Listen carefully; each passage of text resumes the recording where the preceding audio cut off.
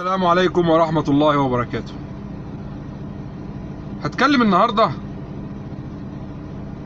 عن واحدة تدعى الدكتورة مي الخرسيتي. الدكتورة مي الخرسيتي تابعت لها في الفترة الأخيرة فيديوهاتها اللي كلها بتتكلم أو متخصصة في تعنيف الشعب المصري، وخصوصا الشباب اللي قاعد على القهاوي، الشباب الصايع، الشباب الضايع، الشباب اللي مش لاقي ياكل، الشباب الفاشل. هو ده كلامها مش كلام على فكرة، هو ده اسلوبها في المحاكاة، ان احنا شباب مصر شباب فاشل، شباب شايف كل حاجة زفت، شباب عامل للخارة حساب وسعر. تقول لك الاجانب بره بيقولوا انتوا خرا، بتقول للست او البنات، بتقول من ساعة ما جيت مصر وبلاعت شكاوي اتفتحت عليا. انت مين حضرتك؟ بلاعت شكاوي. وكل ما قابل بنت تشتكي لي ان زوجها مبهدلها، زوجها قرفها في حياتها. انت مين يا بابا؟ انت مين يا بابا يا اللي مش عارف ايه ومش عارف تعمل اي حاجة في حياتك؟ ده انت ماما لسه بتغير لك الكفولة، ده انت بتعملها على نفسك، يا اللي ماما بتعمل لك السرير، حافظ على سريرك. ايه يا حاج؟ انتوا مش عارفين قيمة بناتكم. بتسافر ليه؟ بتسافر ليه وتسيبها؟ اقعد فيها عمر. باباكي سافر ليه وسابها؟ انا سؤالي ليكي، باباكي الدكتور محمد الخرسيتي سافر ليه وسابها؟ اخدك انت وماما واخواتك كده وطار ليه يا بابا؟ قولي لي انت ليه؟ وراجعه على مصر بعد العمر ده كله تحط علينا قرفك ليه؟ تطلعي فينا عقدك ليه؟ اي نعم هم عاملين لك شو والتلفزيون والسوشيال ميديا وكلهم فرحانين بيكي، بس انا متأكد ان انت وراكي حاجة، انت وراكي حاجة. انت بتحفزي الناس على ايه؟ يعني مع احترامي ليكي بيقولوا عنك المليونيرة مع ايقاف التنفيذ، وانا في وايه يقول لك ايه نفرتيتي امريكا. وبعدين عملت ايه برضو؟ كنت تخينه وخستي؟ حلو، انا تخينه اقدر اخس عادي على فكره مش قصه يعني. عملت ايه تاني؟ حصلت ازمه عندكم ماليه نزلت اشتغلتي؟ قشطه عادي مفيش مشكله برضو. ده اقل واجب تعمليه انك تصرفي على بابا وماما واخواتك، لان هم صرفوا عليك وعيشوك عيشه محترمه.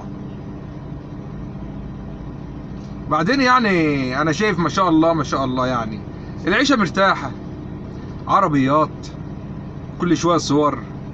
اي نعم هي الصور بتشيل الذنوب، والواحد يعني هقول لك ايه، بس يلا الله يسامحنا بقى، ان الله غفور رحيم. احنا بنبص على الصوره مش بنبص عشان حاجه، احنا بنبص علشان نعرف مين الانسان اللي بيتكلمنا. الفيديو اللي منزلاه انت وصاحبتك في العربيه هستيريا من الضحك والهبل والشعوذه، وبعدها تطلعي تقولي للشباب شوفوا مصلحتكم واشتغلوا. انت مين اصلا؟ انت مش واخده بالك من نفسك ومن تصرفاتك؟ الشباب عايل جدا على فكره.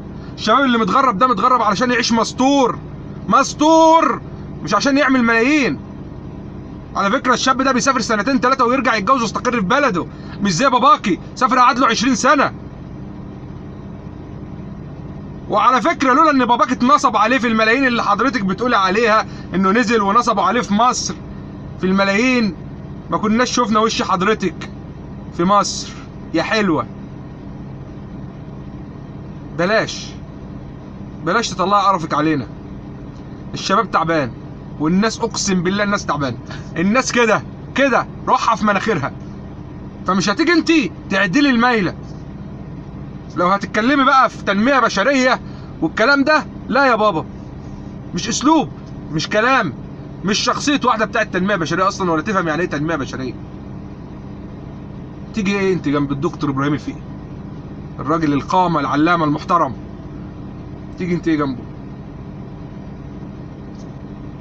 تقولي لي ليه تبيع جاموسة ماما وتبيع خلخال ماما علشان تسافر؟ الله، هو ولا كده عاجب ولا كده عاجب؟ يعني قعدت في مصر وما لقيتش شغل وقعدت على القهوة وبقيت بلطجي وابن كلب مش عاجب؟ بعت خلخال امي وجاموسة امي اللي ما حلتهاش غيرهم وهاجرت عشان اشتغل واجيب واكون نفسي. شاب يا شيخ عايز يتجوز، عايز يأسس حياته، بقى عيب.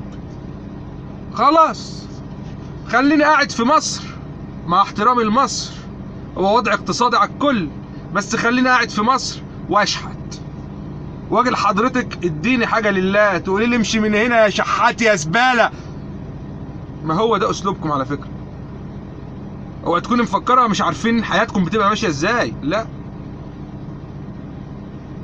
حبيت اوصل لك الرساله دي بس. والسؤال الاخير لحضرتك ويا ريت تجاوبيني عليه، ليه بابا حضرتك باع البلد دي وخدك انت وماما واخواتك وهاجر لبره؟